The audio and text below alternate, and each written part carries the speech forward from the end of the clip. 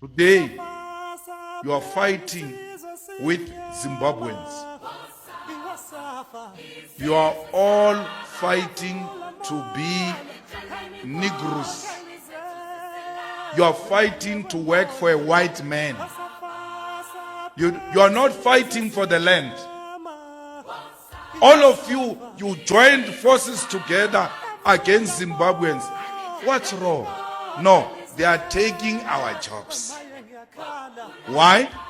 Because you want to be workers. You don't want to be the owners of strategic sectors of the economy. All you are fighting for is jobs. Who's going to give you these jobs? It's a white man. You are all now fighting to work for a white man. And you are proud to fight to work for a white man. Why should you fight people for jobs? We should fight people for the land. And that we want our land, because with our land, we will not be workers. We will be the owners of the land. And we will produce for ourselves and for all.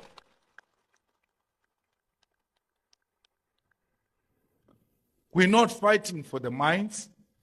We're not fighting. We never said, hey, Zimbabweans are all over here. They are owning the banks.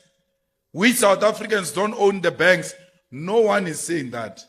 Oh, Dudula, what's wrong?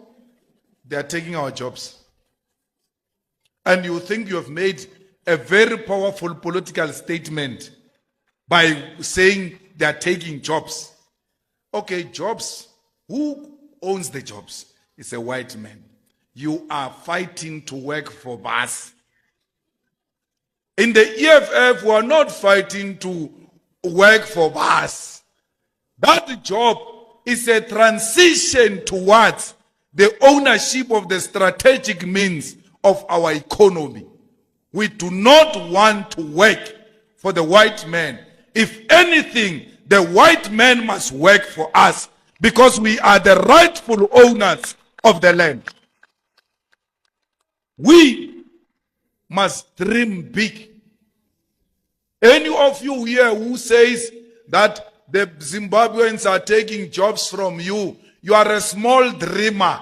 And we have no time for small dreamers. We are the big dreamers. And the big dreamers dreams about owning the land, the natural and mineral resources of South Africa and the whole African continent. Because there will never be economic freedom selectively to South Africa alone. That's why Mugabe failed on the land question. Because when he took the land, they ran to South Africa. When they arrived here, we should have also taken the land. When they run to Mozambique, they take the land. Anywhere they go, they must find Africans standing together and saying, no white man is going to own the land here unless under our terms. There can never be an isolated socialism exclusive for a particular country. Even China alone and Cuba, they will not succeed in Venezuela if the world over doesn't come together to collapse this big animal called capitalism. It's so huge, so much that it needs the world to come together to defeat this animal called capitalism. So, you will not do that in society because you don't debate politics and you can't defend the position of the EFF when it comes to foreigners because you don't understand. You have never given yourself time to discuss it amongst yourself. When we were putting the Zulu king, there were Zulus from Zambia. There were Zulus from Zimbabwe. There were Zulus from many other African countries who came to KZN to honor the coronation of the king.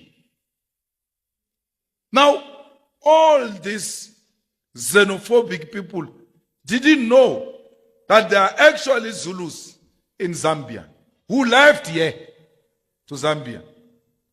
So, when you look at that in totality, you actually come to realize that we are actually one thing.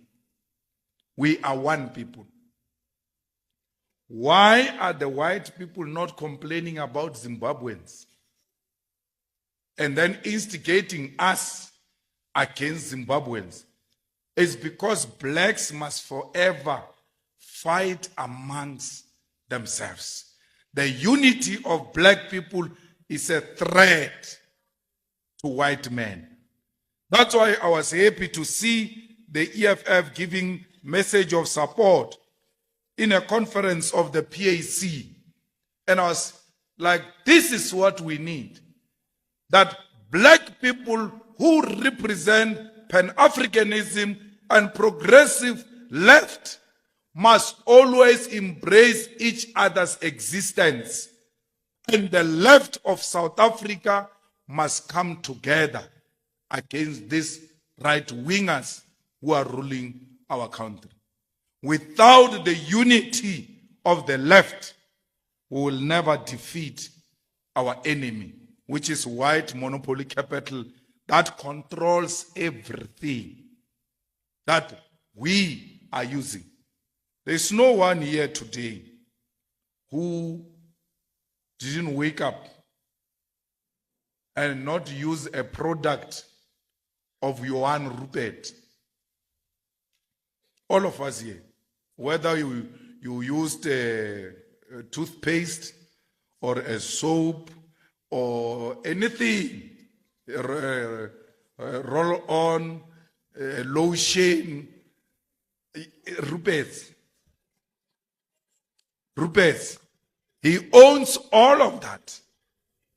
How do we have one family owning all the shelves in South Africa? I was very happy with the fighters there in Gauteng when Operation Dudula went to stop people from entering the hospitals. They arrived there and defended our people against Operation Dudula, that no one is going to stop a patient, whether Zimbabwean or Nigerian, we don't care. This person is sick and must be helped, and is sick in our country and is not going to die in our country. Our country saves lives, does not kill people. How dare do you allow in Limpopo Poppy to go to a sick bed, to a dead bed, and tell a patient the nonsense she was telling a patient? And you still have her going into public places unchallenged by the EFF. Such an MEC who doesn't even see anything wrong with talking to a person who's on a dead bed. The nonsense she was talking. She has taken an oath that they will never take politics to beds, to the sick beds.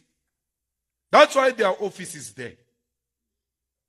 Those patients must be given hope.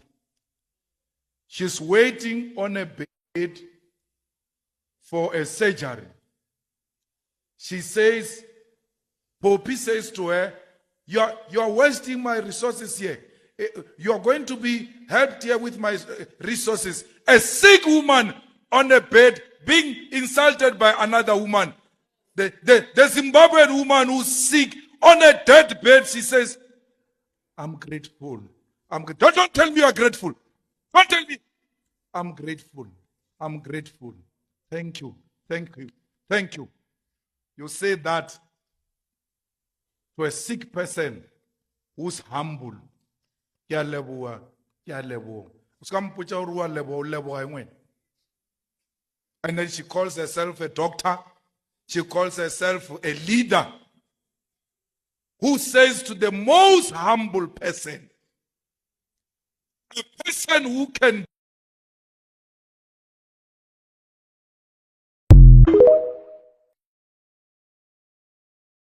Hey there, folks. Today we're diving into some serious stuff, so buckle up and let's get into it. We're talking about Julius Malema and his take on Operation Dudula. Now, if you've been following the news, you know this is a hot topic that's got everyone talking. So here's the deal. Malema, the outspoken leader of the economic freedom fighters, has come out swinging against Operation Dudula. He's not pulling any punches, and he's got some pretty strong opinions about what's really going on. Now, get this, Malema's saying that Operation Dudula isn't just some random movement. Nah, he's claiming it's got a specific target in mind. According to him, they're going after Africans and only Africans. That's right, you heard it here. He's saying they are leaving everyone else alone and focusing their efforts on our African brothers and sisters. But hold up, it gets even more intense. Malema's not just pointing fingers. He's breaking it down for us. He's saying that this isn't just about immigration or jobs or any of that surface level stuff. Nope, he's digging deeper and saying there's a whole lot more to this story. Now, I know what you're thinking. Is he for real? Well, that's the thing about Malema, love him or hate him. The man knows how to get people talking, and this time he's really stirring the pot with these claims about Operation Dudula. But here's where it gets really interesting. Malema's not just talking about what Operation Dudula is doing. He's talking about why they're doing it. He's painting a picture of a movement that's got some serious ulterior motives.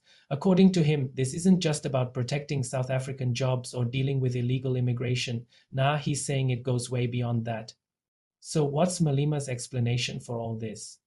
Well, he's saying that Operation Dudula is basically targeting African immigrants while leaving other foreign nationals alone, and he's not mincing words about it either. He's calling it like he sees it, and he's not afraid to ruffle some feathers in the process. Now, I know this is some heavy stuff we're dealing with here, but stick with me because it's important to understand what's going on. Malema's words are sparking debates all over the country, and it's got people asking some tough questions about race, immigration, and what it means to be African. But here's the thing, Malema's not just talking to hear himself speak, he's calling for action. He's challenging people to think critically about what's really going on with Operation Dudula. He's asking us to look beyond the surface and question the motives behind this movement. And let me tell you folks, this isn't just some political game. This is real life, affecting real people. We're talking about families, communities, and the very fabric of our society. Malema's words are shining a spotlight on some uncomfortable truths that a lot of people might prefer to ignore. But that's the thing about Malema, he's never been one to shy away from controversy. He's out there front and center, saying what he thinks needs to be said, and whether you agree with him or not, you've got to admit, the man knows how to get people talking. So what do we do with all this information? Well, that's the million-dollar question, isn't it? Malema's explanation of Operation Dudula is forcing us to confront some pretty tough issues. It's making us think about who we are as a nation and what kind of future we want to build. At the end of the day, this isn't just about Malema or Operation Dudula. It's about us, all of us. It's about the kind of society we want to live in and the values we want to uphold. It's about how we treat each other and how we deal with the challenges facing our country. So there you have it, folks. Julius Malema's take on Operation Dudula. It's controversial, it's thought-provoking, and it's definitely got people talking, but that's what we need, isn't it? We need these conversations, no matter how uncomfortable they might be, because it is only by facing these issues head-on that we can hope to move forward as a nation. Remember, it's up to all of us to stay informed, to think critically, and to be part of the solution. So keep your eyes open, keep asking questions, and most importantly, keep talking to each other. Because at the end of the day, that's how we're going to build a better future for all of us.